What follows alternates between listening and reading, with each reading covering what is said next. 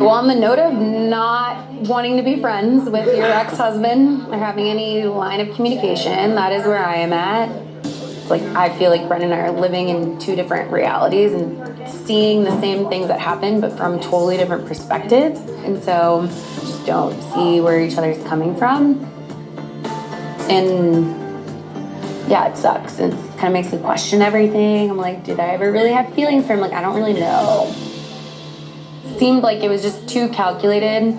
Calculated? What was calculated? Like, you cannot get married, spill your heart out, know you're going to be your raw and authentic self, and then decide once you're there to, like, put up guardrails and then decide that there is, like, a plot to be followed. I personally feel, and I think I can speak on behalf of everyone but you guys, is like we just felt like you guys cut our process short and you decided the trajectory of everything and we had no shot. I guess speaking for myself, I didn't cut anything short. It's just not what I wanted. And I found that out on day 2.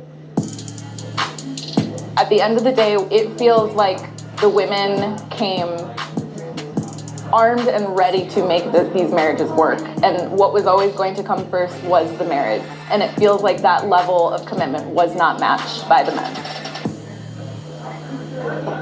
I hear you. I feel personally attacked because I definitely came into this with the right intentions.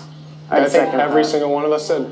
And whether you believe me or not, like, I did my best to, like, try to make us work. I really did. And I know I made mistakes. I know I didn't always do the right thing, and I believe it. I just think the priorities and the prioritization for the men versus the women was in different areas. Like we were marriage priority 1, priorities for you individually, your reputations, you wanting to give up, you taking the easy way out, like you wanting to make yourself feel better by making us if I'm gonna speak, what it came down to was a boundary. But I'm finding some emotional discomfort right now by you saying, I was done on day 2, but on day 3, you tell me you're catching feelings. On day 4, you're crying in my arms. On day 5, you're taking your... pretty stressful Can I honeymoon, finish? yeah. On day 5, you're telling me thank you for your patience with me. On day 6, you're saying I don't have your back. So how can you say you tried when you're lying to me the whole honeymoon, Orion? Because if you checked out day 2, then check out.